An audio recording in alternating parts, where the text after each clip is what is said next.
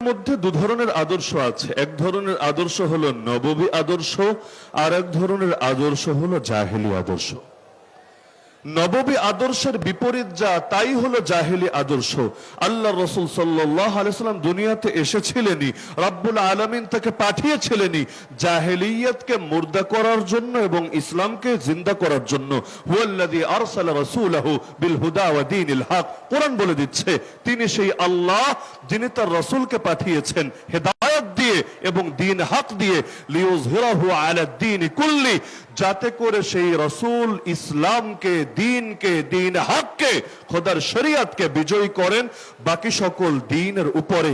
সেই দ্বীন কোন ধর্মের নামে হোক, সেই দ্বীন কোন মতবাদের নামে হোক, সেই দ্বীন জাহেলিয়াতের রূপে হোক, সেই দ্বীন যেমনই হোক না কেন, সকল জাহেলিয়াত হবে মুর্দা, আল্লাহর জমিন আল্লাহর দ্বীন হবে জিন্দা। এজন্য আল্লাহ থেকে প্রেরণ করেছেন। এই লক্ষ্য আল্লাহর রাসূল সেই মক্কার জীবনে পর্যন্ত, মদিনায় না শুধু, মক্কার জীবনে পর্যন্ত এতটা স্পষ্ট রেখেছিলেন।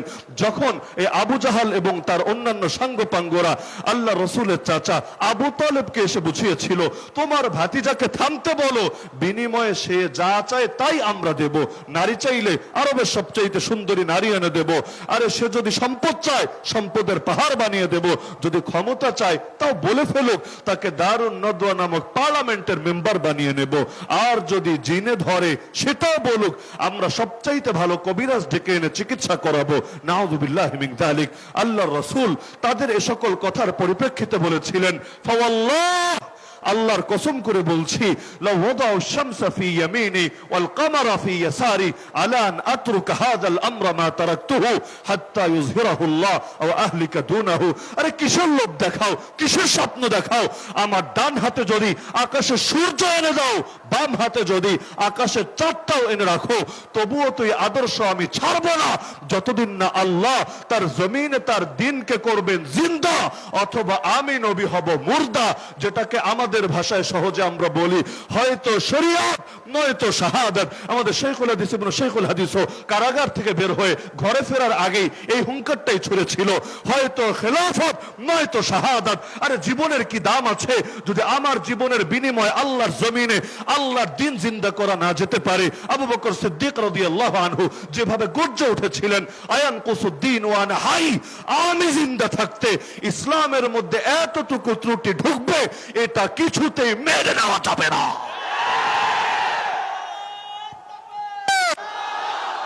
নারায়ে তাকবীর, সাবিলুল্লাহ সাবিলুল্লাহ, আল জিহাদ আল জিহাদ, হয়তো শরীয়ত হয়তো শরীয়ত, নবীর পরে নবী নাই, নবীর পরে নবী নাই, কাফের কাফের কাফের কাফের, নারায়ে তাকবীর। রব্বুল আলামিন কোরআন মাজিদ আল্লাহর রাসূলকে উল্লেখ করেছেন সিরাজাম মুনিরা বলে, ইয়া আইয়ুহান নবী ইন্না আরসালনাকা শাহিদান ওয়া মুবাশশিরান ওয়া নাযীরা ওয়া দাঈয়ান ইলাল্লাহি বিইذনিহি ওয়া সিরাজাম মুনিরা। সিরাজাম মুনিরা মানে হলো এমন বাতি যেই বাতি আলো বিকিরণ করে, আলো বিতরণ করে, আলোয় চতুর্পাশকে আলোকিত করে তোলে। ইমাম ফখরুদ্দিন রাজি রাহমাতুল্লাহ আলাইহি তাফসীরে কাবীরের মধ্যে লিখেছেন, রব্বুল আলামিন তাকে তো চাইলে সূর্যও বলতে পারতেন, সূর্যের আলো বাতি আর প্রদীপের আলোর চাইতে বহুগুণ বেশি, কিন্তু রব তাকে সূর্য না বলে, চন্দ্র না বলে, তাকে বাতি বলে কেন উল্লেখ করলেন? তাও এমন বাতি যে শুধু আলো ধারণকারী না বরং আলো বিতরণকারী। তিনি এর কারণ বলেছেন, সূর্যের আলো অনেক বেশি, সন্দেহ নাই, কিন্তু সূর্যের আলো থেকে আমরা পৃথিবীর মধ্যে বাতি জ্বালাতে পারি না, আর ওই জামানা এটা কল্পনাও করা যেত না। অপরদিকে একটা বাতি দিয়ে লক্ষ কোটি বাতি যদি জ্বালানো হয়, তবুও প্রথম বাতির আলো তার আগুন মোটেও কমে না। তা আল্লাহর রাসূলকে আল্লাহ বাতি বলে উল্লেখ করেছেন, এমন বাতি যেই বাতি অন্যান্য বাতিকে করবে আলোকিত। সেই আলোয় সাহাবীরা আলোকিত হয়েছেন, তাবেঈরা আলোকিত হয়েছেন, হতে হতে আমরাও আলোকিত হয়েছি। কিয়ামত পর্যন্ত মানুষ আলোকিত হতে থাকবে। এমনকি অন্ধকার দূর করার ভিন্ন কোনো উপায় নাই। অন্ধকারকে যতই আলটিমেটাম দেন, যতই হুঙ্কার ছোড়েন, অন্ধকার যাবে না, ভাগবে না, পালাবে না। অন্ধকার দূর করার উপায় এটাই, হকের আলো জ্বেলে দেন, অন্ধকার লেজ গুটিয়ে পালানোর জায়গা পাবে না। ওয়াকুল জা আল হক ওয়া যাহাকাল বাতিল ইন্নাল বাতিলা কানা যাহুকা। আপনি বলুন হক এসেছে, বাতিল দূর হয়েছে, নিশ্চয়ই বাতিল দূর হওয়ারই ছিল। আজকে বাংলাদেশে যখন আপনি জুলুম দেখেন, আপনি বৈষম্য দেখেন, নির্যাতন দেখেন, নিপীড়ন দেখেন, দুর্নীতি দেখেন, খুনোখুনি দেখেন, রক্তারক্তি দেখেন, আফসোস করেন কিভাবে অন্ধকার দূর হবে, কিভাবে সমাজটা আবার আলোয় আলোকিত হবে। আরে জবাবে আয়াতের মধ্যে আছে, যতই অন্ধকার দূর করতে চান, যতই বৈষম্যের বিরুদ্ধে আন্দোলন গড়ে তোলেন, যতই নির্যাতন নিপীড়নের বিরুদ্ধে হুঙ্কার ছোড়েন, কোনোদিনও দূর হবে না যতদিন পর্যন্ত আল্লাহ দ্বীনের আলো এই সমাজের মধ্যে আলোকিত না করেন। আরে আলো জ্বালিয়ে দেন, অন্ধকার এমনি বিদায় নেবে। আলো জ্বালাবেন না, অন্ধকারকে ইনভাইট করতে হবে না, আপনা আপনি এসে শিকড় গাড়বে। সুতরাং বাংলাদেশকে যদি আলোয় আলোকিত করতে চান, পৃথিবীর প্রতিটা ইঞ্চি ইঞ্চি মাটিকে যদি আলোয় আলোকিত করতে চান, উপায় একটাই, রাস্তা একটাই, আল্লাহ নবীর শরীয়তকে, আল্লাহ নবীর আনিত দ্বীনকে, আল্লাহ নবীর খেলাফত, তার প্রতিনিধিত্বকে সমাজের মধ্যে বাস্তবায়ন করেন। ইনশাআল্লাহ এই আলো যখন জ্বলে উঠবে, বাতিল লেজ গুটিয়ে পালাতে বাধ্য হবেই হবে। নারায়ে তাকবীর, নারায়ে তাকবীর।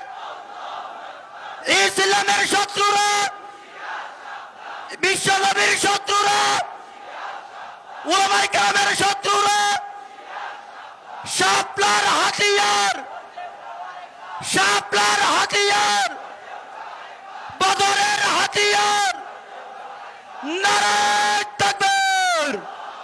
ইসলামের প্রথম কাফেলা যখন হিজরত করে গিয়েছিল হাবাসায়, নাজাশির দেশ তথা ইথিওপিয়ায়, যাওয়ার পরে পেছনে পেছনে মক্কার কুরাইশও তাদের একদল নেতাকে, প্রতিনিধিকে পাঠিয়ে দিল, যাও এদেরকে ফিরিয়ে আনো দেশে।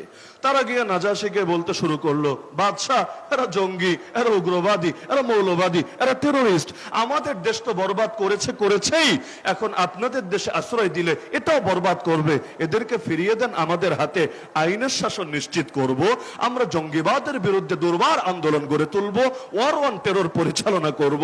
তারা ভেবেছে নাজাশিকে বললে নাজাশির মন তো গলেই যাবে, কিন্তু তারা জানে না রূপকথা শুনিয়ে আর কল্পকাহিনী বলেই সবসময় সবাইকে গিলানো যায় না। আরে দেশ স্বাধীন হয়েছে তাতে কি, গতকাল পর্যন্ত দেখা গেল যে নতুন করে আবার সেই জঙ্গি নাটকের সূচনা করেছিল, দুইজনকে ধরে দাবি করেছে আবার দুইজন জঙ্গি পাওয়া গিয়েছে, আর ইসলাম বিদ্বেষীরা খুশি। আরে এতদিন তো তোমরা বলেছো জঙ্গি নাটক এটা ভুয়া, এটা সরকার পরিচালিত করে ইন্ডিয়া এবং বিভিন্ন দেশের দৃষ্টি আকর্ষণের জন্য, এখন তো প্রমাণিত হয়ে গেল এগুলো ভুয়া না, এগুলো আসলেই, কারণ এখন তো আর মিথ্যা বলবে না, ঠিকই তো বলছে, জঙ্গি গ্রেফতার হয়েছে। কিন্তু পাগল জানে না এই জাতি সচেতন হয়ে গিয়েছে, ওরা জানে না যেই জাতি একবার রক্ত দিতে শিখে গিয়েছে ওই জাতিকে আজে বাজে গল্প শুনিয়ে তাদের চেতনা আর মনোবল ভাঙা যাবে না।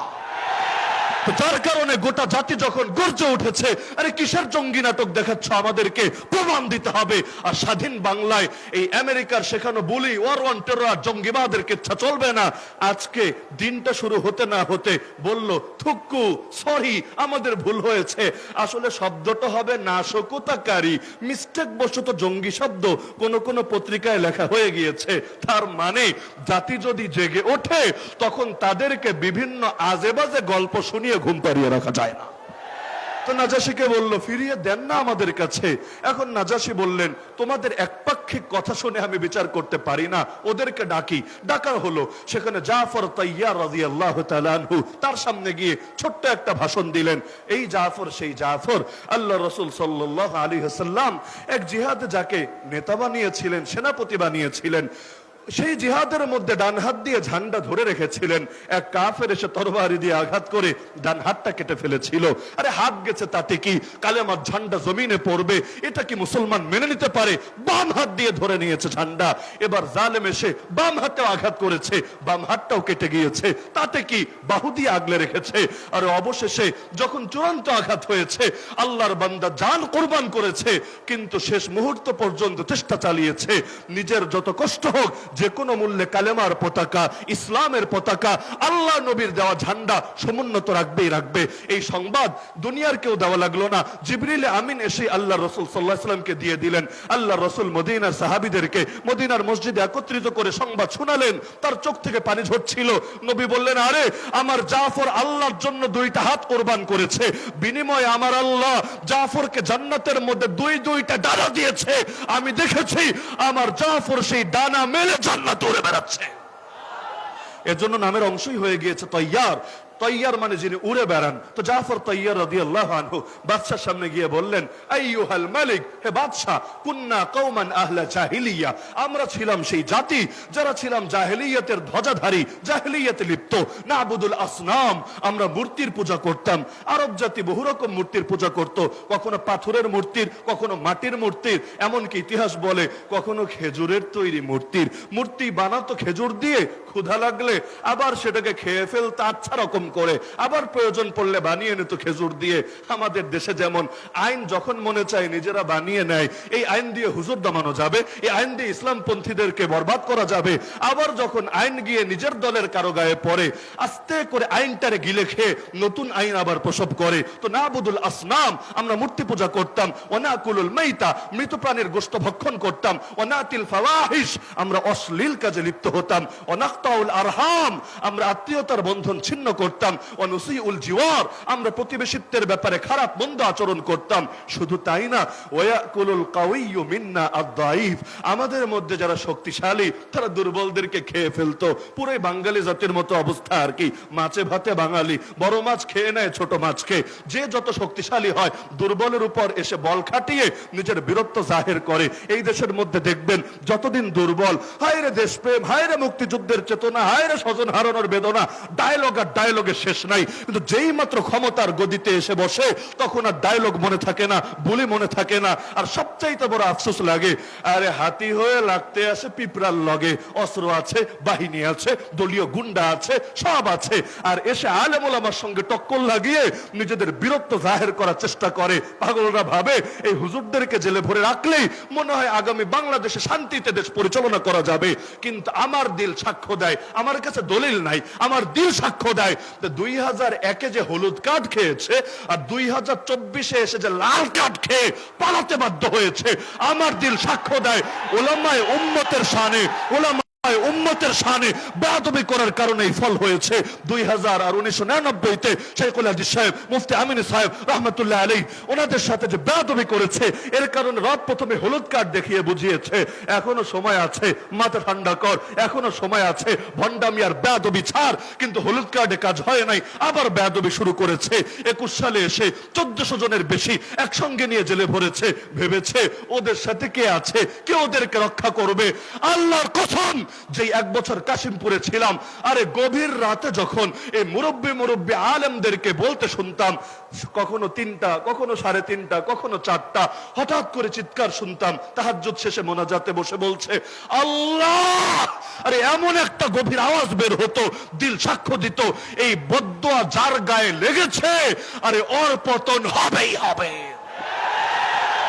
নারায়ে তাকবীর, নারায়ে তাকবীর, সাবিলুনা সাবিলুনা, আল জিহাদ আল জিহাদ, নারায়ে তাকবীর।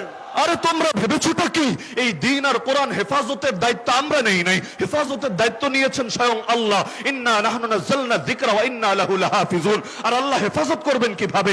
মাধ্যম তো বহুত আছে, কিন্তু আল্লাহ সর্বপ্রধান মাধ্যম বানিয়েছেন বান্দার সিনাকে। তার মানে আল্লাহ কোরআন হেফাজত করবেন কোরআন ওয়ালাদেরকে হেফাজত করার মাধ্যমে।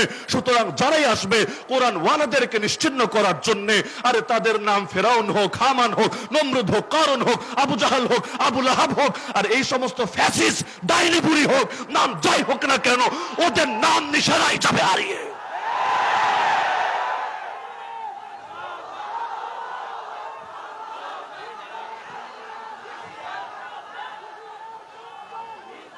তো জাফর রাদিয়াল্লাহু আনহু বলেন, ফাকুন্না আলা যালিক, আমরা এভাবে জাহেলিয়াতের উপর ছিলাম, হাত্তা বাআসাল্লাহু রাসূলাম মিন্না, এমত অবস্থায় আল্লাহ আমাদের ভেতর থেকে একজনকে রাসূল বানিয়ে পাঠালেন। ফাদানা ইলাল্লাহি আযজা ওয়া জাল, তিনি আমাদেরকে মহামহিম আল্লাহর দিকে দাওয়াত দিলেন।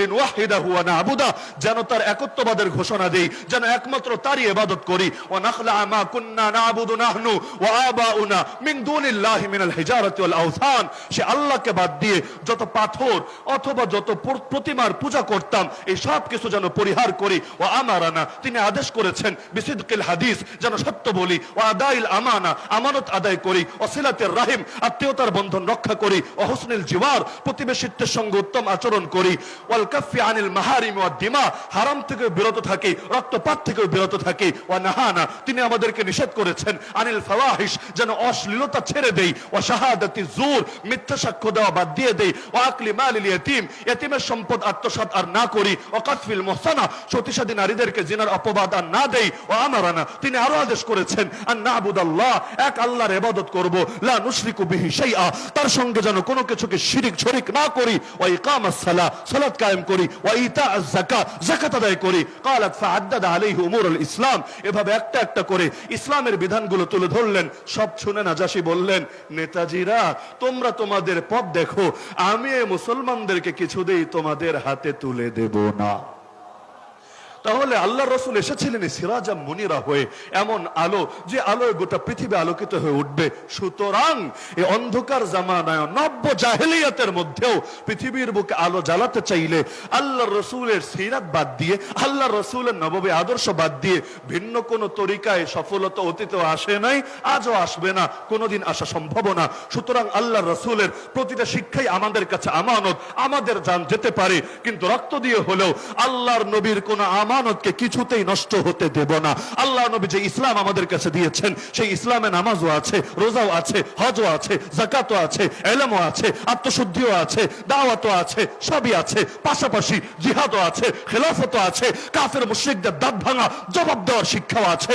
সুতরাং এই পুরো কোরআনই তো আমানত, নবীর পুরো আদর্শই তো আমানত। তো এখন নামাজের কথা বললে ভালো বলবা, রোজার কথা বললে ভালো বলবা, ইলমের দাওয়াত দিলে ভালো বলবা, আর আত্মশুদ্ধির কথা বললে ভালো বলবা, আর জিহাদের কথা বললে জঙ্গি বলবা, খেলাফতের কথা বললে উগ্রবাদী বলবা। আল্লাহর কসম তোদের চোখে যদি জিহাদ উগ্রবাদ হয়, তোদের চোখে যদি খেলাফত সাম্প্রদায়িকতা হয়, তোদের চোখে যদি আল্লাহ নবীর আদর্শ টেররিজম হয়, আল্লাহর কসম, আল্লাহর কসম, আল্লাহর কসম তোদের সব গালি মাথা পেতে নিতে রাজি আছি। যেই গালি মনে চায় সেই গালি দে, কিন্তু আমরা কোনো কিছুর বিনিময়ে নবীর কোন আদর্শ ছাড়তে রাজি না।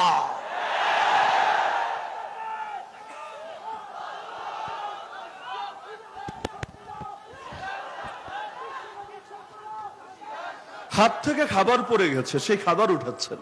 এটা কি এমন আহামরি বিধান? ফরজও তো না, ওয়াজিবও তো না, এমন না যেটা না করলে ইমান শেষ হয়ে যাবে, যেটা না করলে ফাসেক হয়ে যাবে।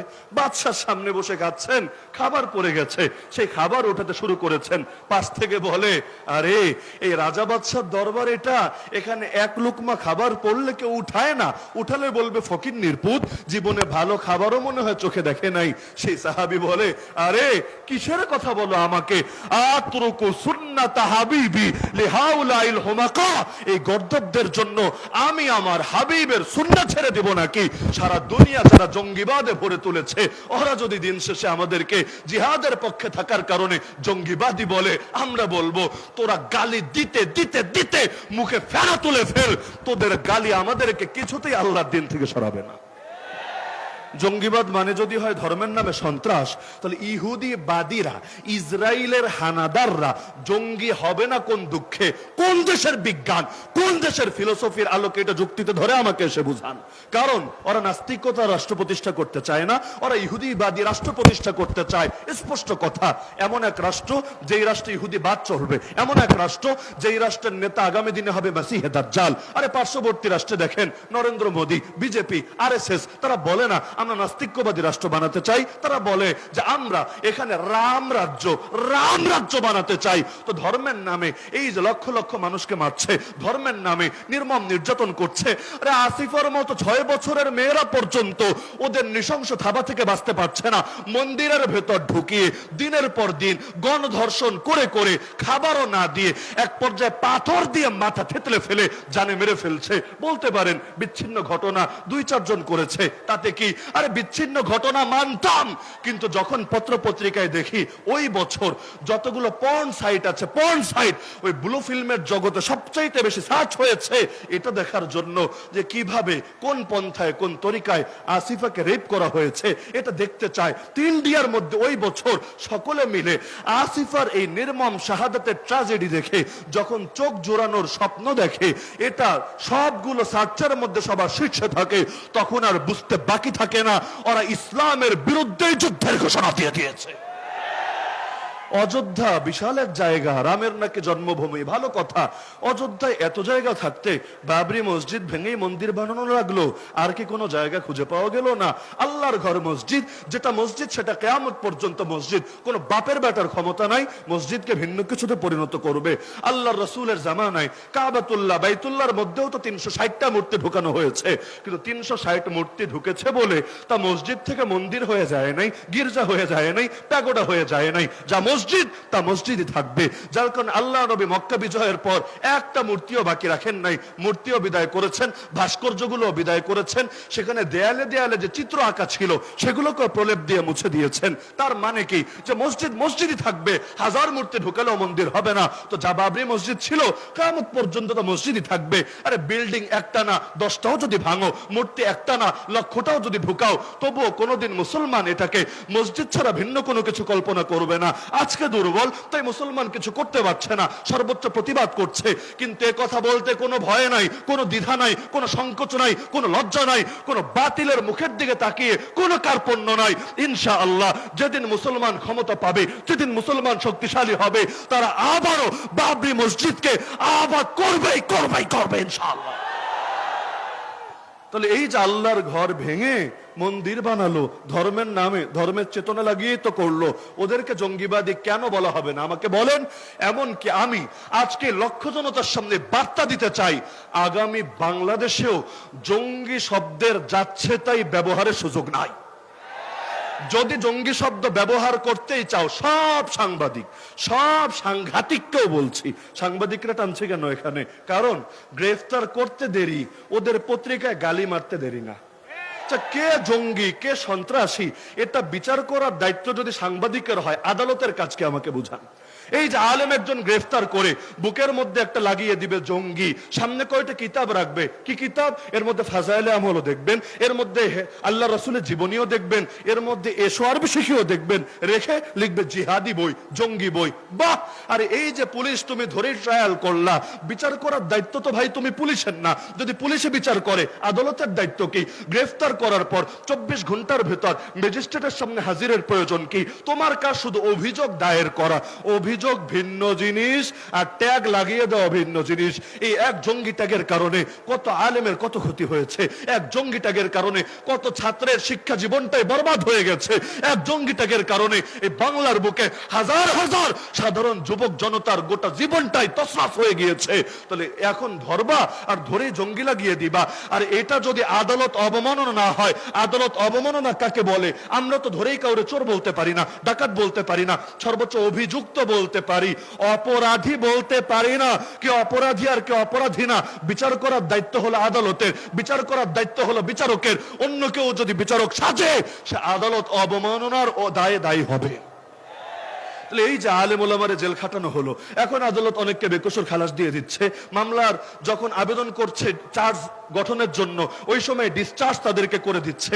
তার মানে আদালত বলছে নিরপরাধ। তো তোমরা যে 100 পত্রিকায় রিপোর্ট করলা, তোমরা যে 200 সাংবাদিক মিলে টেলিভিশনে তার ইজ্জত খেলা, এটার কি হবে? আরে ভাই, এমন কাজ করার কি দরকার যেটার জন্য দুদিন পর লজ্জিত হতে হবে? দুদিন আগে মামুনুল হক নিয়ে ট্রায়াল ট্রায়াল ট্রায়াল, কত গালি কত কথা, এমনকি নামটা পর্যন্ত শ্রদ্ধার সাথে পত্রিকায় নিত না। আজকে যখন মাইক একটা হাতে নিয়ে, ক্যামেরাগুলো পিছনে নিয়ে ঘন্টার পর ঘন্টা একটা বাক্য শোনার জন্য দাঁড়িয়ে থাকো, তখন লজ্জা লাগে না? তখন বিবেকে বাঁধে না?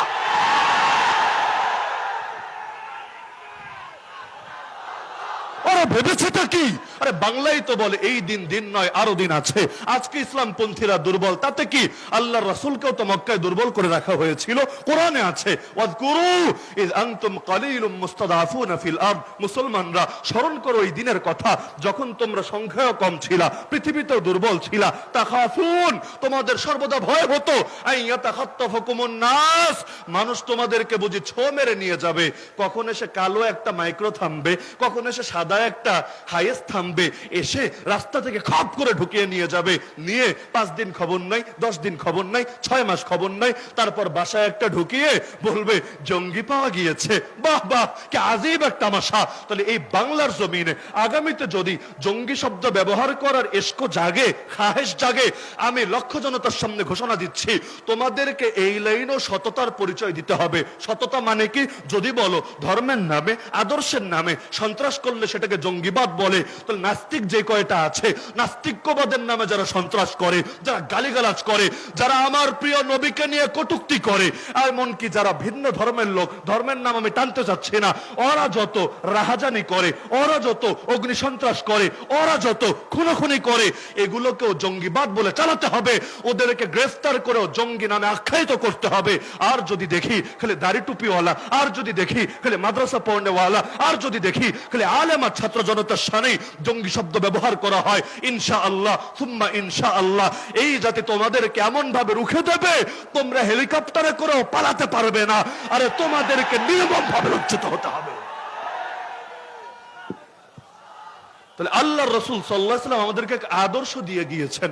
আমাদের কাজ জাস্ট নবীর আদর্শ হুবহু অনুসরণ করা, যুক্তির পেছনে, অন্ধত্বের পেছনে না ছোটা।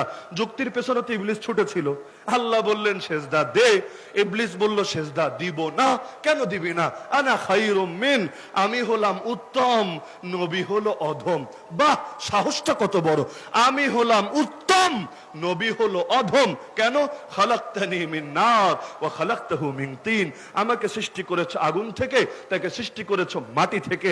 আজকের যুগে কিছু মানুষ মাদ্রাসায় পড়ে নাই, জেনারেল লাইনে পড়েছে, মাওলানা মুফতি হতে পারে নাই, বড় ডক্টর, বড় বুদ্ধিজীবী, বড় কিছু হয়ে গিয়েছে। এখন যদি বলা হয় আলেমের পরামর্শ শোনো, বলে আলেম দিয়ে কি হবে? নাহনু খায়রুম মিনহুম, আমরা তাদের চাইতে উত্তম। ওদের সুরে আর ইবলিসের সুরে কি পার্থক্য থাকে?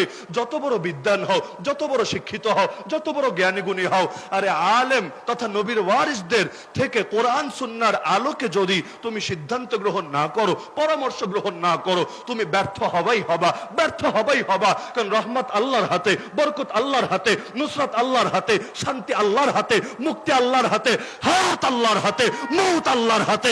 সবই যখন আল্লাহর হাতে, বাতিলের দালালিতে জীবন চলবে কোন দুঃখে? আমেরিকার হাতে শান্তি নাই, জাতিসংঘের হাতে বরকত নাই, চীনের হাতে মুক্তি নাই, ইন্ডিয়ার হাতে কোনো কিছু নাই। সব কিছু আছে একজনের হাতে, নাম তার আল্লাহ। আর সেই আল্লাহকে নারাজ করে কেউ কখনো ভালো থাকতে পারে না, আর সেই আল্লাহকে রাজি করে কেউ কখনো খারাপ থাকে না। হ্যাঁ, বলবেন আল্লাহকে নারাজ করে কতজন ভালো থাকে, কতজন কত সুখে শান্তিতে থাকে? হ্যাঁ থাকে। আল্লাহ যখন সাময়িক ঢিল দিয়ে থাকে, যখন আল্লাহ ধরে ইঁদুরের গর্তে গিয়েও পালানোর জায়গা খুঁজে পায়। দেখেন না, দেশের বর্ডার ক্রস করে আর এক দেশের মধ্যে ঢুকে কলাপাতায় আরামে শুয়ে থেকেও নিস্তার হয় না, পাবলিক সেখান থেকে এনে পর্যন্ত এমন মারা মারে, জনমের তরে জিনিসপাতি নাকি পর্যন্ত ফাটিয়ে ছাড়ে। তাহলে এটা আবার কেমন ভালো থাকা, এটা আবার কেমন ইজ্জত থাকা? আমরা জেলে থেকেছি, কষ্ট করেছি, কত সত্য। কেউ 3 বছর থেকেছেন, কেউ 10 বছর থেকেছেন, কেউ লাশ হয়ে বের হয়েছেন, কেউ নিজের হাঁটুকটা এমন ভাবে অবস্থা হয়েছে আর কখনো হয়তো ঠিকভাবে হাঁটতেও পারবেন না, কারো কোমর এমন ভাবে শেষ হয়েছে আর হয়তো কোনোদিন সুস্থ হবেন না। কিন্তু আল্লাহ যে ইজ্জত তাদেরকে দিয়েছেন, যে সম্মান তাদেরকে দিয়েছেন, ক্ষমতায় নাই তাও তাদেরকে দেখার জন্য মানুষ মুখিয়ে থাকে। আরে তোমরা শাহবাগে বিরানি বিতরণ করো, কয়জন লোক পাও? আজকে ধূপখোলা মাঠের চিত্র দেখো, তাওহীদি জনতা এই রোদের মধ্যে, গরমের মধ্যে বসার জায়গা পাচ্ছে না, তারপরও মানুষকে জায়গা দেওয়া যাচ্ছে না। কি বুঝলা?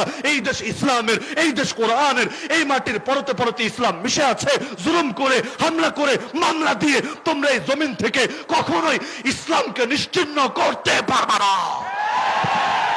নারায়ে তাকবীর, নারায়ে তাকবীর। ইসলামের শত্রুরা আলেম ওলামার শত্রুরা নারায়ে তাকবীর। সুতরাং আমরা নির্ভয়ে বলতে পারি আগামীর বাংলাদেশ ইসলামের বাংলাদেশ, আগামীর বাংলাদেশ কোরআনের বাংলাদেশ। ইসলামের হেফাজতের দায়িত্ব নিয়েছেন আল্লাহ। এত জুলুমের পরও যখন ইসলামের কিছু করা যায় নাই, আগামী দিনেও ইনশাআল্লাহ কিছুই করা যাবে না। আমাদের প্রয়োজন সদা সর্বদা হকের পক্ষে থাকা, ইসলামের পক্ষে থাকা, দিন শরিয়ত এবং কোরআনের পক্ষে থাকা। আর সময়ে সময়ে রূপ পাল্টে না ফেলা, এমন না হওয়া। সুখের দিনে তো আছি, দুঃখের দিনে নাই। হক আর বাতিলের মধ্যে নিরপেক্ষতা চলে না, হয়তো হকের পক্ষে না হলে বাতিলের পক্ষে। মাঝামাঝি হতে যায়ও না, ঘোরাও না, গাধাও না, এটা আবার কোন হালুয়া। তো মাঝামাঝি হতে যেও না। কিছু লোক এখন নতুন করে এসে, এটা বলে আমি আলোচনার ইতি টানছি, হযরত চলে এসেছেন। কিছু লোক এখন নতুন করে এসে ধর্মনিরপেক্ষতার স্লোগান উচ্চকিত করতে শুরু করেছে। এত রক্ত দিয়েছি, এই রক্তের লাশ ধরে রাখতে চাইলে ধর্মনিরপেক্ষ বাংলাদেশ গড়ে তুলতে হবে। আল্লাহর কসম, এই ক্ষেত্রে নিরপেক্ষ শব্দ ভণ্ডামি ছাড়া কিছু না। নিরপেক্ষ আবার কি রে ভাই? হয়তো রহমানের পক্ষে, না হলে শয়তানের পক্ষে, হয়তো হকের পক্ষে, না হলে বাতিলের পক্ষে, হয়তো আলোর পক্ষে, না হলে অন্ধকারের পক্ষে। যারা বলে আমরা নিরপেক্ষ, তারা মূলত মুনাফিকদের মতো, যারা যারা ভেতরে ভেতরে শয়তানের পক্ষই লালন করে, তবে বলার সাহস রাখে না। তার কোনো সুযোগ নাই। সুদিন এসেছে বলে সুর পাল্টানোর কোনো অবকাশ নাই। আগে এক টাকলো বলেছিল রাষ্ট্রধর্ম ইসলামকে বিদায় করবে, এখন নতুন করে আর এক কবি বলতে শুরু করেছে, না আমি বলি ফরহাদ মজহার, রাষ্ট্রধর্ম ইসলাম দিয়ে কি হবে? রাষ্ট্র কি নামাজ পড়ে? রাষ্ট্র কি কোরআন পড়ে? আরে অদ্ভুত ব্যাপার। রাষ্ট্র ভাষা দিয়ে কি হবে তাহলে? রাষ্ট্রের কি মুখ আছে? রাষ্ট্রের কি জিহ্বা আছে? রাষ্ট্র কি কথা বলতে পারে? বলবে না। রাষ্ট্রভাষার কাজ হলো অফিস আদালতে কাজে লাগে। বলবো রাষ্ট্রধর্মর কাজ কি তাহলে বোঝো না? রাষ্ট্রধর্মের কাজ পার্লামেন্টে, বিচারালয়ে, আইন কানুনের ক্ষেত্রে, বিচার, আচার, অর্থনীতি, সভ্যতা, সংস্কৃতি, রাজনীতি, ব্যক্তি জীবন, পরিবার, সমাজ, রাষ্ট্র, সব ক্ষেত্রে কাজে লাগে। তো রাষ্ট্রভাষার গুরুত্ব যদি বোঝো, রাষ্ট্র ধর্মের গুরুত্ব যদি না বোঝো, আমাদের আর বুঝতে বাকি থাকে না। তোমরা নতুন দেশে পুরনো সুররে এনে হাজির করেছো, আর নতুন কাপড় পরিয়ে পুরনো বউরে এনে হাজির করেছো। তোমরা শরবতের পেয়ালার মধ্যে মদ ঢেলে দিয়েছো। সুতরাং অতীতে যেমন এই জাতি অন্যায় সয়ে নেয় নাই, আগামীতেও নেবে না। আমরা হকের পক্ষে আছি, হকের জন্য লড়াই করছি। ইনশাআল্লাহ আমাদের মৃত্যু হবে হকের জন্য। রবের কাছে দোয়াও করব এটা, রব হকের পক্ষে থাকতে গিয়ে, হকের পথে চলতে গিয়ে শাহাদাত যেন নসিব হয় এই কপালে। এই তৌফিক তুমি আমাদেরকে দিও। গালি দিয়ে লাভ নাই, নতুন হামলা মামলা করেও লাভ নাই। হয়তো হয়তো শরিয়াত, নয়তো শাহাদাত, হয়তো খেলাফত, নয়তো শাহাদাত। এর আগে আমরা থামবো না। نصر من الله وفتح قريب وبشر المؤمنين وما علينا إلا البلاغ المبين السلام عليكم ورحمة الله وبركاته মাশাআল্লাহ, অত্যন্ত চমৎকার আলোচনা করেছেন মুফতি আলী হাসান ওসামা। আমরা শান্ত হয়ে বসে জাতীয় সিরাত কমিটির উদ্যোগে আয়োজিত, জাতীয় সিরাত কমিটি বাংলাদেশের উদ্যোগে আয়োজিত সিরাতুন নবী সাল্লাল্লাহু আলাইহি ওয়াসাল্লাম মহাসম্মেলনের পর্যায়ে আপনাদের সামনে গুরুত্বপূর্ণ তাকরীর পেশ করবেন হযরতুল আল্লাম মুফতি নজরুল ইসলাম কাসেমী। আলোচনা পেশ করবেন মুফতি নজরুল ইসলাম কাসেমী দামাত বারাকাতুহু ওয়া আলিয়া।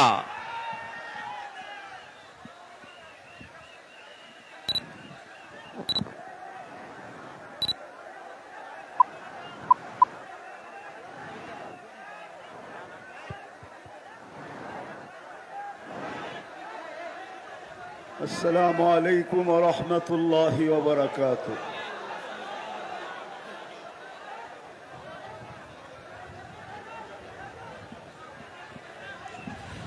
এদিকে হুজুম না করে, মেহেরবানি করে এদিকে হুজুম না করে, স্টেজের উত্তর দিকে হুজুম না করে, সামনের দিকে জায়গা আছে, আমরা সামনের দিকে বসে পড়ি।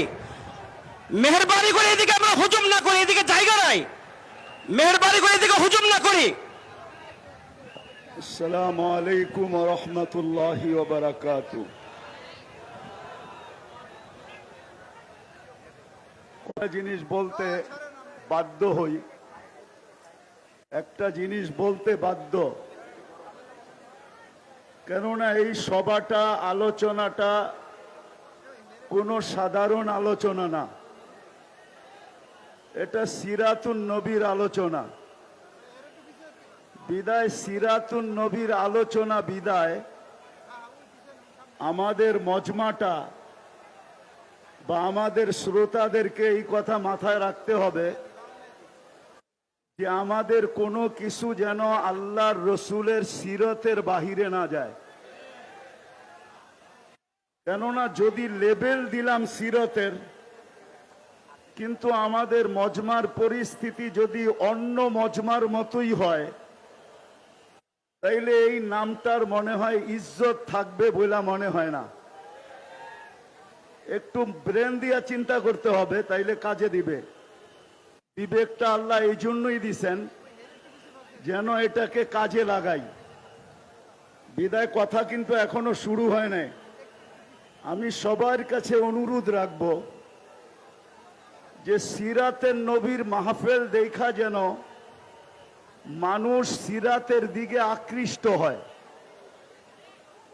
আমাদের বসা, আমাদের শোনা, আমাদের হাঁটা, আমাদের চলা, কেননা সিরাতুন নবী বলতে আল্লাহর রসুলের সিরাত আলোচনা হবে বা সিরাতের প্রয়োজনীয়তা কি এটাকে আমাদের সামনে বক্তারা তুলা ধরবে। এটাই তো সিরাতুন নবী। কি বলেন? মনে হয় বুঝাইতে পারতেছি না, সবার কানে পৌঁছতেছে না। বিদায় আমাদের অবস্থাটা এরকম হইতে হবে যে মানুষ অবস্থা দেখেই আমাদের দিকে আকৃষ্ট হয়। শুধু হইহুল্লা দ্বারা মানুষ আমাদের দিকে আকৃষ্ট হবে না, বরং মানুষ আমাদের কর্ম দ্বারা আমাদের দিকে আকৃষ্ট হবে সবচেয়ে বেশি। এই জন্য সিরাতের মাহফিল হিসাবে যতটুকু ডিসিপ্লিন হওয়া দরকার এখানে, কতটুকু ডিসিপ্লিন যদি আমরা দেখাইতে পারি, তাইলে মানুষ আমাদের উপরে আস্থা রাখবে, আমরা আস্থাভাজন হব। আর যদি ডিসিপ্লিন না দেখাইতে পারি, আমি বেশিরভাগ ছাত্রদেরকে বলবো, তোমরা যদি ডিসিপ্লিন না দেখাইতে পারো, তাইলে সমাজ কিন্তু বলবে যে এরা ডিসিপ্লিনওয়ালা না, এরা উশৃঙ্খল। বিদায় পায়ে হাত রাখা বলবো, যতক্ষণ পর্যন্ত এই অনুষ্ঠান চলে আর আমরা যতক্ষণ পর্যন্ত থাকব, ততক্ষণ পর্যন্ত আমরা এরকম একটা ডিসিপ্লিন দেখাবো যে দুনিয়া আমাদের ডিসিপ্লিনকে দেখা আকৃষ্ট হয়, আমাদের কাছ থেকে শিখে। আর যদি আমরা হইহুল্লা করি, এলোমেলো থাকি, তাইলে কিন্তু ব্যানার আর আমাদের বাস্তব দুটায় কখনো মিল খাবে না। কেননা সত্য এটাই, আজকে দুনিয়াতে 200 কোটি মুসলমান, 70% দুনিয়ার সম্পদ মুসলমানের কাছে। তারপরেও আজকে মুসলমান দুনিয়াতে যতটুকু নির্যাতিত, অতীত ইতিহাস খুঁজলে এতটুকু নির্যাতিত পাওয়া যায় না। কারণটা কি? কি কারণে 200 কোটি মুসলমান হওয়া সত্ত্বেও আজকে সারা দুনিয়ার মুসলমান নির্যাতিত, নিষ্পেষিত, দীক্ষিত, অবহেলিত, ঘৃণিত? বিজাতির কাছে তো কাছে ঘৃণিত বটেই, নিজের দেশেও যেই দেশে 90% মুসলমান, বরং 91-92% মুসলমান যেই দেশে, যেই দেশগুলার অস্তিত্ব ইসলামের উপরে, আজ থেকে না। বাংলাদেশের ইসলাম কিন্তু আজকের ইসলাম না। একটু শান্তভাবে শুনলে মনে হয় বুঝে আসবে। বাংলাদেশের ইসলাম আজকের ইসলাম না। বাংলাদেশের ইতিহাস 200 বৎসরের ইতিহাস না। বাংলা সন দেখলে দেখা যায় যে বাংলাদেশের ইতিহাস কত দিনের। আমি ইতিহাসের পাতা থেকে বলতেছি, বাংলাদেশের ইসলাম কিন্তু আজকের ইসলাম না। আল্লাহ রসুল হিজরত করেন নাই, তখন 4 সাহাবী বাংলাদেশে চলে আসছেন। একজনের নাম আবু ওয়াক্কাস, আরেকজনের নাম ওহাব ইবনে মালিক, আরেকজনের নাম কাসেম ইবনে হুজাইফা, আরেকজনের নাম ওরওয়া ইবনে সাসা। 2 জন এখান থেকে চীনে গেছেন, 2 জনের কবর চিহ্নিত আছে। একজনের কবর চীনে, আবু ওয়াক্কাস রাদিয়াল্লাহু তাআলা আনহুর কবর গোয়ানজুতে এখনো আছে। আরেকজনের কবর মঙ্গোলিয়ার বর্ডারে, ওহাব ইবনে মালিক রাদিয়াল্লাহু তাআলা আনহুর কবর মঙ্গোলিয়ার বর্ডারে এখনো চিহ্নিত আছে। কিন্তু 2 জনের কবর এই মাটির নিচে আছে, কিন্তু কোনো চিহ্নিত নাই। একজন কাসেম ইবনে হুজাইফা, দ্বিতীয় ওরওয়া ইবনে সাসা। এই 2 জনের কবর কিন্তু এই মাটির নিচে এখনো আছে। এই জন্য এই মাটির 1400 বছর আগের একটা ইতিহাস আছে, যেটা দুনিয়ার কোনো মাটির নাই। এই মাটির নিচে যতটুক কোরবানি লুকায়িত আছে, ওই যুগে আল্লাহর রসুলের হিজরতের আগে হিজরত করে বাংলাদেশের মাটিতে আসা এই হিজরতের কোরবানি এই মাটির নিচে লুকায়িত আছে। আর যারা আসছেন এরা একজনও ফিরা যান নাই। শুধু একজনের ইতিহাস পাওয়া যায় তারিখে চীনের ভিতরে। আবু ওয়াক্কাস রাদিয়াল্লাহু তাআলা আনহু 18 মাস চলার পরে, আমি ওলামাদের মজলিসে বলতেছি, তাহকিক করে দেখেন, তারিখে চীনে লেখা আছে আবু ওয়াক্কাস রাদিয়াল্লাহু তাআলা আনহু যখন 18 মাস পায়দল চলার পরে মদিনা ফিরত যান, আর বাবে মদিনা দিয়া যখন ঢোকেন, তো সাহাবায়ে কেরামকে জিজ্ঞাসা করছিলেন আল্লাহর রসুল কিরকম আছেন। তো যাকে জিজ্ঞাসা করছে সে জবাব দিছিলেন, ইন্তাকালা রাসূলুল্লাহ ইলা জাওয়ারি রহমাতিল্লাহ। আল্লাহর রসুল তো দুনিয়ার থেকে চলে গেছেন। তো আবু ওয়াক্কাস রাদিয়াল্লাহু তাআলা আনহুর মন কিরকম ভাঙ্গা ছিল, ওটা উনি আর আল্লাহ বলতে পারে, দুনিয়ার কোনো ভাষা এটা ব্যক্ত করতে পারে না। উনি মসজিদে নববীতে যে সালাম দিয়া যখন ঘুমায়া পড়ছেন, তো স্বপ্নে যুগে উনি দেখছেন যে আল্লাহর রসুল বলতেছিল, আবা ওয়াক্কাস মা বাআসতুকা লিতারজি, আবু ওয়াক্কাস তোমাকে তো ফিরত আসার জন্য পাঠানো হয় নাই, তুমি ফিরত আসলে কেন? তো উনি ঘুমের থেকে উঠছেন, আবার উনি চীনের দিকে রওনা করছেন, যেইখানে আজকে ওনার কবর, যেইখানে ওনার আজকে কবর। আমি হয়তো 11 তারিখে ইনশাআল্লাহ 20 তারিখে পৌঁছবো ওইখানে, না আজকে রাত্রেই আমার সফর আছে। ফিরতি পথে আমি চায়না হয়ে আসব, গোয়ানজু হয়ে আসব। ওইখানে ওনার কবর আছে, উনি ফিরে আসছেন আর নিজের হাতে মসজিদ বানাইছেন। ওই মসজিদে এখনো ওনার হাতের লেখা খচিত আছে। মসজিদের নাম ছিল মসজিদ মুশতাক ইলার রসুল। বাবার বিষয় কিন্তু মসজিদ মুশতাক ইলার রসুল। আল্লাহর রসুলের জন্য পাগল প্রায় যেই ব্যক্তিরা, ওদের মসজিদ। তো যেটা বলতেছিলাম, আজকে 92% মুসলমান। তারপরও আমরা জানি আমাদের দেশে আমরা কতটুকু দীক্ষিত, কতটুকু বঞ্চিত, কতটুকু লাঞ্ছিত, কতটুকু আমরা অবহেলিত, কতটুকু আমরা নির্যাতিত। মনে হয় বুঝাইতে পারি নাই। সারা দুনিয়ার মুসলমান দেশেই মুসলমান নির্যাতিত। কারণ কি? 200 কোটি সম্পদ, 70% আমাদের কাছে। দুনিয়ার তেল বলেন মুসলমানের কাছে, দুনিয়ার গ্যাস বলেন মুসলমানের কাছে, দুনিয়ার সোনা বলেন মুসলমানের কাছে, দুনিয়ার সবচেয়ে বড় টাকা মুসলমানদের কাছে। মুসলমানের চেয়ে বড় টাকা দুনিয়ার কারো কাছে নাই। 4 থেকে 5টা দেশ যদি এক হয়, তাহলে সারা দুনিয়া এরা কিনতে পারে। এত বড় টাকা মুসলমানের কাছে। দুনিয়ার সবচেয়ে বড় টাকা কুয়েতের কাছে, দুনিয়ার সবচেয়ে বড় টাকা ওমানের কাছে, দুনিয়ার সবচেয়ে বড় টাকা বাহরাইনের কাছে, দুনিয়ার সবচেয়ে বড় টাকা ব্রুনাইয়ের কাছে। তারপরও মুসলমান ঘৃণিত অবহেলিত কেন? আমার প্রশ্ন বলতে পারেন, কথা বলার ঢংও বলতে পারেন।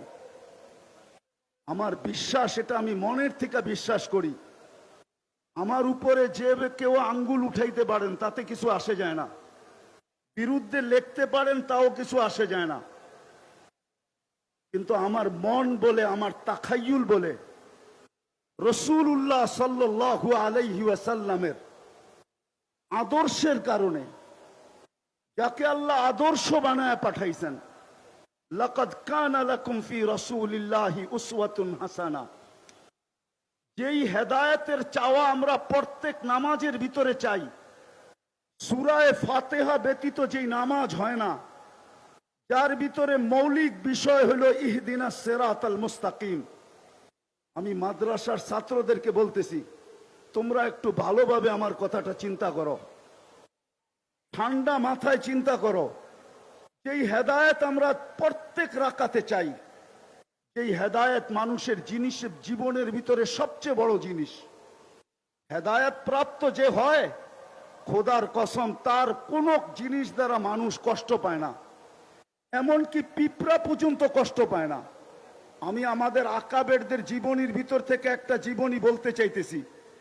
হুসাইন আহমদ মাদানী রহমতুল্লাহ আলাইহি একবার হাটহাজারী মাদ্রাসায় আসছিলেন, আজ থেকে 50 বছর আগের কথা হবে, কারো মনে আছে কিনা আমি জানি না। আহমদ শফি সাহেব রহমতুল্লাহ আলাইহি যদি জীবিত থাকতেন, তাইলে ওনার কাছ থেকে হয়তো আমার কথাটাকে সত্যায়িত করা যেত। ওই সময় কোনো নলের ব্যবস্থা ছিল না, হাটহাজারীর পুষ্কুনির সিঁড়িতে বৈশা উজু করতে হইতো।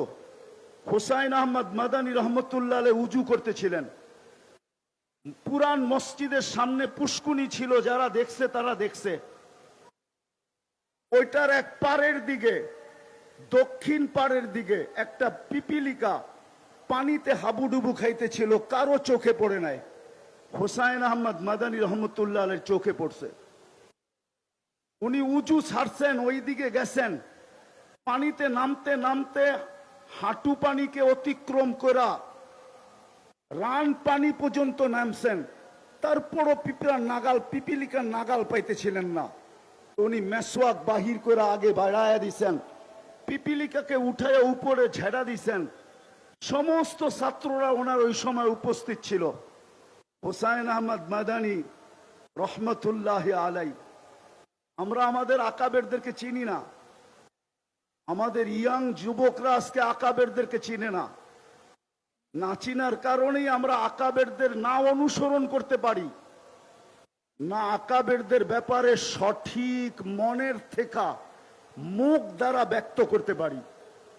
বরং দেখা যায় আমাদের সমাজে ইয়াং বেস আকাবেরদেরকে পর্যন্ত লাঞ্ছিত করতে দ্বিধা করে না, আকাবেরদেরকে পর্যন্ত আঙ্গুল উঠাইতে দ্বিধা করে না।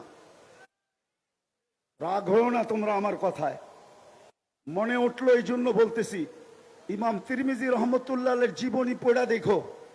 ইমাম তিরমিজি রহমতুল্লাহ আলাইহি লেখছেন যে আমার থেকে বয়সে যে একদিন বড়, তার ভিতরে আমার থেকে 100 গুণ খায়ের বেশি। ওনাকে জিজ্ঞাসা করছে, আপনি এটা বলেন কি করে? বলছে, খায়রুল কুরুনি কারনি আমাকে বলে, আল্লাহর রসুলের জমানার যে যত কাছে হবে তার কাছে তত বেশি খায়ের। আমাদের আকাবেররা আমাদের আল্লাহর রসুলের জমানার কাছে ছিল, আমি জমানার থেকে আজকে দূরে। আমার মুরব্বী যে বসা আছে, উনি আল্লাহর রসুলের জমানার কাছে আমার থেকে, যদিও আমার দাড়ি পাকা, ওনার দাড়ি পাকা, কিন্তু বয়সে উনি আমার চেয়ে বড়। বিদায় আমি মনের থেকে বিশ্বাস করি ওনার ভিতরে আমার চেয়ে কোটি গুণ বেশি খায়ের রাখা আছে। তো যেটা বলতেছিলাম, হুসাইন আহমদ মাদানীকে জিজ্ঞাসা করছে, হযরত আমাদেরকে বললেই তো পারতেন। তো উনি জবাব, ভূমির না, আল্লাহর আমর আমার দিকে ছিল, বিদায় পিপিলিকাকে বাঁচানো আমার দায়িত্ব ছিল, তোমাদের দায়িত্ব ছিল না। রসুলের আদর্শ তো আমাদেরকে এটাই শিখাইতেন। আজকে সারা দুনিয়ার মুসলমান 200 কোটি হওয়া সত্ত্বেও দুনিয়ায় বর্তমানে যত আলেম ওলামা আছে, 50 বছর পিছে গেলে এত আলেম ওলামা ছিল না। আজকে যত মাদারেস আছে এত মাদারেস ছিল না। আজকে যত হেফজোখানা আছে এত হেফজোখানা ছিল না। আজকে যত খোতাবা আছে অতীতে এত খোতাবা ছিল না। কিন্তু আজকে যতটুক দুর্দশা 50 বছর আগে আমাদের এরকম দুর্দশা ছিল না। কসম খোদার, আমার মুরব্বীরা আছে কিনা জানি না, কাউরন বাজারে সভা ছিল। হযরত মাওলানা আব্দুল গফফার সাহেব রহমতুল্লাহ আলাই উনি কাউরন বাজারের সভায় বয়ান করতেছিলেন। আমাদের রাষ্ট্রপতি এরশাদ সাহেব পাশে বসা ছিল। উনি তখন রাষ্ট্রপ্রধান। আব্দুল গফফার সাহেব হাসতে হাসতে বলতেছিল এরশাদ সাহেবকে লক্ষ্য কইরা যে আপনি আমাদের রাষ্ট্রপ্রধান, আমাদের একটা নীতি আছে, রীতি আছে। প্রথম দিন বাসর ঘরে যদি বউকে দেখতে হয় তাইলে আমাদের দেশে টাকা দিয়া দেখতে হয়। মধ্যখানে শালা শালিরা পর্দা ধরে, জামাই যতক্ষণ পর্যন্ত টাকা না দেয় তো পর্দা উঠায় না, নিজের বউয়ের চেহারা দেখতে দেয় না। আপনি আমাদের রাষ্ট্রপ্রধান হওয়া সত্ত্বেও আপনি আপনার বউকে এরকম খোলা ছেড়া দিলেন কি কইরা যে এখন একজন রিকশাওয়ালাও পয়সা ছাড়া আপনার ওয়াইফকে দেখে? ওইটা একটা সময় ছিল, একটা সময় ছিল, খায়রের সময় ছিল। ওনারা আল্লাহর রসুলের জমানার কাছে ছিলেন, আদর্শের উপরে প্রতিষ্ঠিত ছিল। এরশাদ সাহেব শুধু হাসছেন, কোনো প্রতিবাদ করেন নাই, কোনো জিদ বা হিংসা বিদ্বেষ ভিতরে নেন নাই যে আমি স্টেজ থেকে যায়া গফফার সাহেব তোমাকে দেখাবো তুমি কত বড় আব্দুল গফফার। কোনো প্রতিশোধ নেন নাই। কিন্তু আজকে কথা বলে স্টেজ থেকে নামা যায় না। কথা বইলা স্টেজে বসেও থাকা যায় না। কেন এই দুরবস্থা? আমার প্রশ্নের জবাব দেন আপনারা, কেন এত দুরবস্থা? টুপিওয়ালা তো আগের চেয়ে বেশি, দাড়িওয়ালা তো আগের চেয়ে বেশি, নামাজি তো আগের চেয়ে বেশি, তাবলিগওয়ালা তো আগের চেয়ে বেশি, ওয়াজ নসিহত তো আগের চেয়ে বেশি। আমি কথা শেষ জায়গায় চলে আসছি। আজকে আমরা আল্লাহর রসুলের আদর্শকে শুধু একটা ব্যানারে আবদ্ধ করছি। সিরাত শুধু ব্যানারে আবদ্ধ আমাদের জীবনে না। আমরা সিরাতকে মানুষের সামনে তুলে ধরতে পারি নাই। রাগ হয়েন না, পায়ে হাত রাখি। গত বৎসরও এখানে এই সিরাত মাহফিল ছিল, এর আগের বৎসরও ছিল, এর আগের বৎসরও ছিল, এই বৎসরও সিরাত মাহফিল আছে। কিন্তু আমি ওলামা তোলাবাদের পায়ে হাত রেখা বলবো, শুধু বৎসরে একটা সিরাত মাহফিল করার দ্বারা জাতির ভিতরে সিরতের আকর্ষণ আসবে না। বরং আমাদেরকে রবিউল আউয়াল মাস পুরাটা প্রত্যেক মহল্লায়, প্রত্যেক মসজিদে, প্রত্যেক গলিতে, প্রত্যেক এলাকায় সিরতের প্রয়োজনীয়তা যদি মানুষের সামনে তুলে ধরতে পারি, সিরতের উপকারিতা যদি মানুষের সামনে তুলে ধরতে পারি, যে সিরতের দ্বারা আল্লাহর রসুলের আদর্শ দ্বারা যদি আদর্শবান হই তাইলে আমাদের সমাজটা কিরকম হবে, এই চিত্রটা যদি আমরা তুলে ধরতে পারি তাইলে খোদার কসম হইতে পারে আমাদের সমাজ এরকম হবে যে এই সমাজটা সারা দুনিয়ার ভিতরে মডেল হিসাবে রূপান্তরিত হবে। যদি সারা রমজানে যদি পুরা রমজানে ফাজাইলে রমজান পড়া হইতে পারে, হজের মাসে যদি পুরা মাস ফাজাইলে হজ পড়া হইতে পারে, তাইলে রবিউল আউয়াল মাসে প্রত্যেক মসজিদে কেন সিরতের কিতাব পড়া হয় না? আমরা সবাইকে সিরতের কিতাব পড়তে বলি না কেন? সবচেয়ে ছোট একটা সিরতের কিতাবও তো পড়তে বলতে পারি। সিরাতে খাতেমুল আম্বিয়া সবচেয়ে ছোট সিরত। আমরা কেন আমাদের যুবকদেরকে উজ্জীবিত করতে পারি না? আমাদের যুবকরা সারা রাত্র নেটের ভিতরে থাকে, আনলিমিটেড সারা রাত্র ব্যয় করতে থাকে। অথচ অল্প একটু নেট খরচ হবে সিরাতে খাতেমুল আম্বিয়া পড়তে, আমরা কলেজের ছেলেদেরকে কেন হাতে পায়ে ধরে উদ্বুদ্ধ করতে পারি না? কেন স্কুলের ছেলেদেরকে পারি না?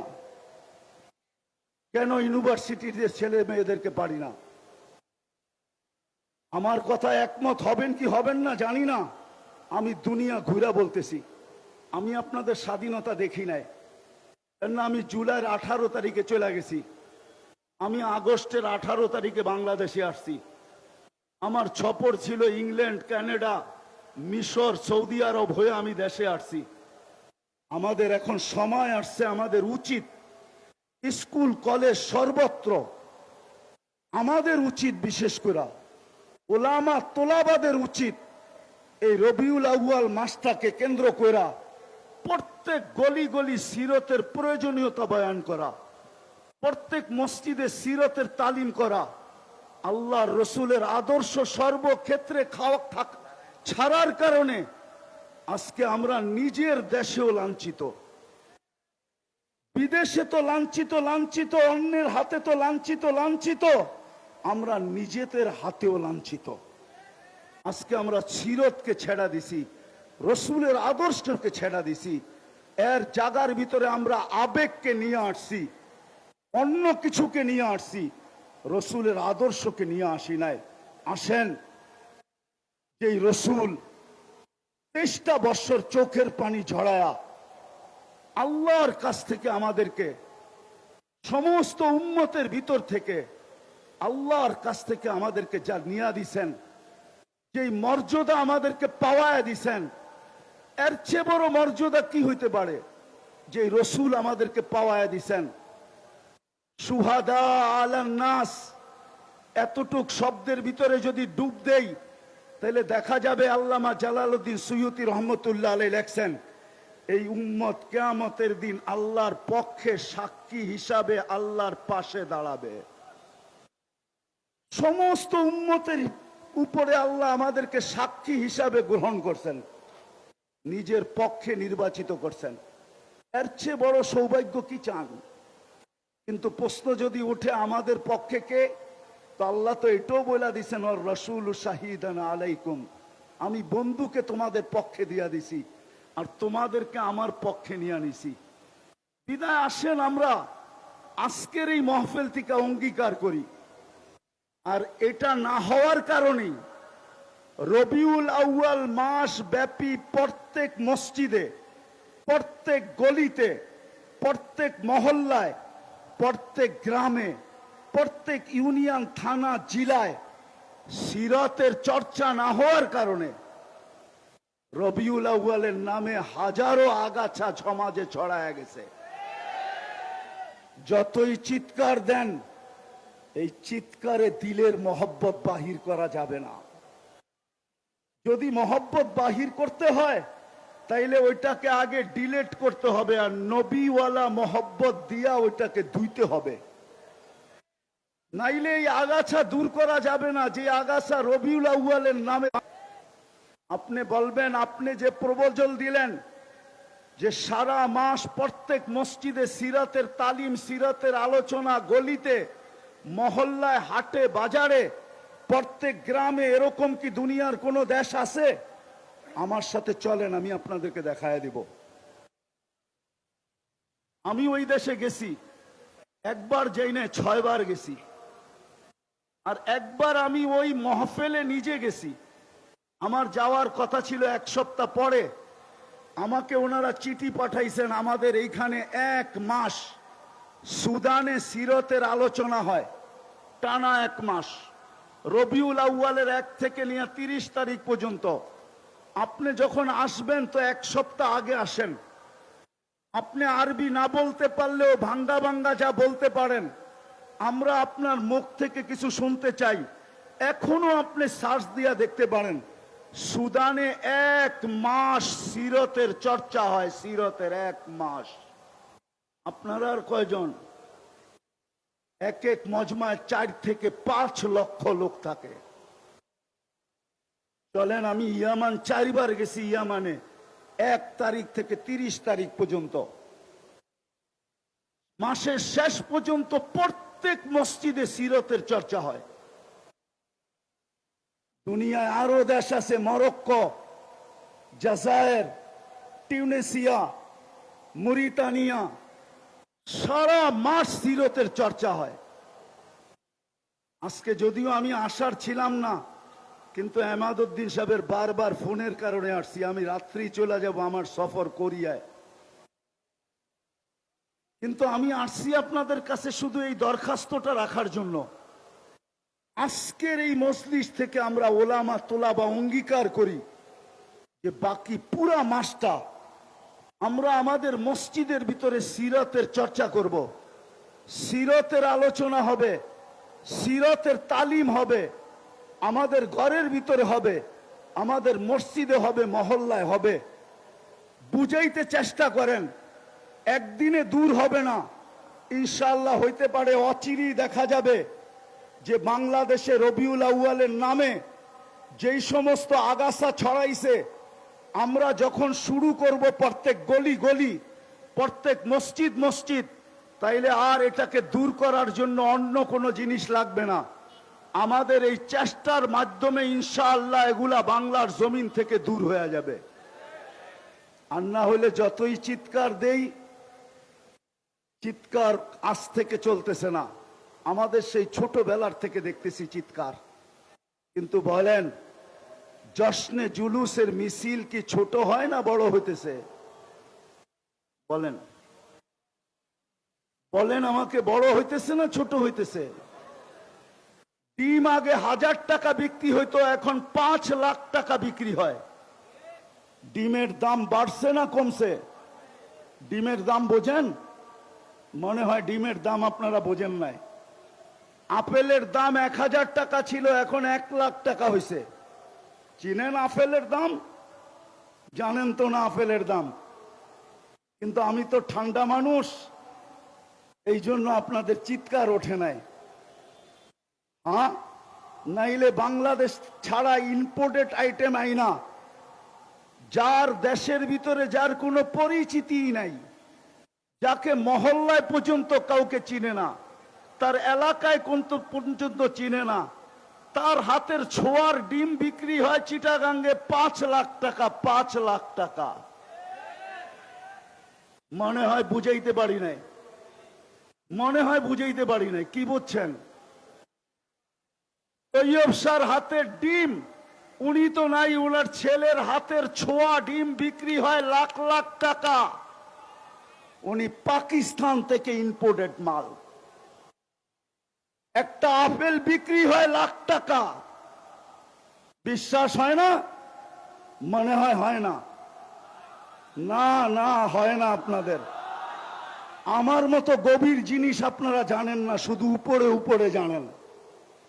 পানিতে ফু দিলে গ্লাস বোতল বিক্রি হয় লাখ টাকা, লাখ টাকা। অথচ যাকে নিজের মহল্লায় চিনে না, যার ছেলে সন্তানের জীবনে আল্লাহর রসুলের কোনো আদর্শ নাই, পারি নাই আমরা। আমরা শুধু চিৎকার দিতে পারছি, আমরা শুধু মাঠ গরম করতে পারছি। রসুলের আদর্শ আজকে বুলুণ্ঠিত, আমাদের জীবনে ঘৃণিত, দীক্ষিত, অবহেলিত, লাঞ্ছিত, বঞ্চিত। রসুলের আদর্শ প্রতিষ্ঠা করার জন্য, মানুষের জীবনে প্রতিফলিত করার জন্য আমরা, রাগ হয় না, আমি এন্তেজামিয়ার বিরুদ্ধে বলতেছি না, আমরা বৎসরে একটা সিরাত মাহফিল করে মনে করতেছি আমরা রসুল্লাহ সাল্লাল্লাহু আলাইহি ইসলামের হক আদায় করে দিছি। অথচ যে 24 ঘন্টায় 23 বৎসরে চোখের পানি কোনোদিন শুকায় নাই। কিতাব পড়া দেখেন, আগেও বলছি এখনো বলি, শুধু নেট কাটলে হবে না আর রাত্রে ফেসবুকে লিখলে হবে না। কিতাব পড়েন। আল্লাহর রসুলের 23 বৎসরে চোখের পানি শুকায় নাই। জিবরিল আর মিকাইল জিজ্ঞাসা করছে, মা জালা আরাকা তাবকি, আপনাকে যখনই দেখি কাঁদেন কেন? বলছে, উম্মতের জন্য চোখের পানি শুকায় না। ওলামাদের মজলিস হিসেবে বলতেছি, পড়েন আবুল সামরকান্দির কিতাব রহমতুল্লাহি আলাই। উনি লেখছেন, আমি লেখি নাই। উনি কিতাবে লেখছেন, আমি লেখি নাই। আমি বলতেছি, আপনি তালাশ করে সত্যায়িত প্রমাণ করেন। উনি লেখছে আল্লাহর রসুল কবর থেকে উঠবে, ওয়াহুয়া ইয়াবকি ওয়া ইয়াকুল, চোখে পানি নিয়ে উঠবে আর চিৎকার দিতে দিতে উঠবে, জিবরিল ময়দান তো খালি, আমার উম্মত কোথায়? ডাইনে দেখি উম্মত নাই, বামে দেখি উম্মত নাই, সামনে দেখি উম্মত নাই, পিছে দেখি উম্মত নাই। জিবরিল সান্ত্বনা দিবে, মা সাক্কাল আরদা আহাদুন ইল্লা আনতা, আপনি ব্যতীত জমিনের উপরে কাউকে উঠানো হয় নাই, উম্মত উঠে নাই। আপনি চিন্তিত হয়েন না, আপনি পেরেশান হয়েন না, উম্মত উঠে নাই, উম্মত হারায় যায় নাই, আপনার পরে উম্মত উঠবে। যেই উম্মতের মানুষ একটা ইউনিয়ন পরিষদের চেয়ার পাওয়ার জন্য মরতে রাজি, মারতে রাজি, বুকের তাজা রক্ত দিতে রাজি, সন্তানকে এতিম করতে রাজি, নববধূকে বিধবা করতে রাজি, ওই রসুল কিয়ামতের দিন সাল্লাল্লাহু আলাইহি ওয়াসাল্লাম মাকামে মাহমুদ পাবেন। কিন্তু উলামা বলক বসবেন কিনা? বলেন আপনারা বসবে কিনা মাকামে মাহমুদে যায়? বরং বুখারী রহমতুল্লাহ আলাইহি তো বলে হাত রাইখা দাঁড়ায় থাকবে। কেন বসবেন না? এত দামি চেয়ার, মাকামে মাহমুদ, যার উম্মত ইউনিয়ন পরিষদের চেয়ার পাওয়ার জন্য, কাউন্সিলরের চেয়ার পাওয়ার জন্য, ছোট একটা এলাকার নেতা হওয়ার জন্য, জান দেওয়ার জন্য তৈয়ার, আর উনি মাকামে মাহমুদে বসবেন না কেন? এই রসুল কিয়ামতের মাঠে বসবে না, বলবে আমি বসবো না। দুই কথা লেখা আছে, চেয়ার যদি আমাকে উড়ায়া জান্নাতে নিয়ে যায় তাহলে আমার উম্মতের কি হবে? দ্বিতীয়, আমি উম্মতের সাথে অঙ্গীকার করছি হাউজে কাউসারে সাক্ষাৎ করব। আমি অপেক্ষা করব উম্মত যেন হাউজে কাউসারে এসে অপেক্ষা না করে।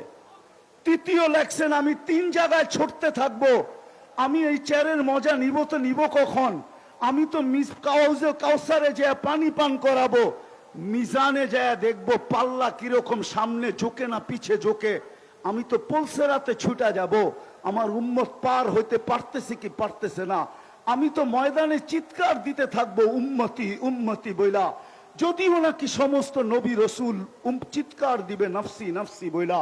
আমি তো 3 জায়গায় চিৎকার দিতে থাকবো, ছুটবো আর দৌড়াবো আর বলবো উম্মতি উম্মতি। আমি এই চেয়ারের মজা নিব তো নিব কোথায়? ওই রসুল যিনি উম্মতের জন্য এতটুকু দিয়া গেছেন, বলেন আজকে তার আদর্শ শুধু দাড়িতেই নিবদ্ধ, শুধু টুপিতেই, শুধু পাগড়িতেই, শুধু একটা জুব্বাতেই, শুধু সকাল বিকাল জিকিরেই, শুধু দাওয়াতেই? ওই রসুল আদর্শ দিয়া গেছেন আমাদেরকে। আজকে মুসলমান ওই আদর্শের, আমি তো ফিলিস্তিনের জমিন 14 বছর আগে চইসা আসছি, 14 বছর। আপনি তো মিডিয়ায় দেখা চিৎকার দেন, আপনার সাথে আমার কোনো বিরোধ নাই, কিন্তু আমার মতো ওই জমিন চইসা দেখেন না আপনারা। আমি অহংকার করে বলতেছি না, আগে 99টা বলতাম, আজকে 102টা বলতেছি। 102টা দেখা শেষ আমার, বাইচা থাকলে আরো দেখার ইচ্ছা আছে। আমি 14 বছর আগে ফিলিস্তিন দেখা আসছি। আপনি অদিয়ে মুসা শুনছেন, কিন্তু এই চোখ দিয়ে দেখেন নাই। আপনি অদিয়ে খলিল শুনছেন, যেখানে ইব্রাহিম আলাইহিস সালাম শুয়ে আছে, এই চোখ দিয়ে দেখেন নাই। আমার চেয়ে বেশি ব্যথা আপনার বিলে না, আমি বিশ্বাস করি, কেননা আমি ওয়াদিয়ে মুসা দেখা আসছি। আমি ইব্রাহিম আলাইহিস সালামের ওয়াদি দেখা আসছি। ওয়াদিয়ে ইব্রাহিম, যেখানে উনি শুয়ে আছেন, ফিলিস্তিনের জমিন আমি চইসা আসছি।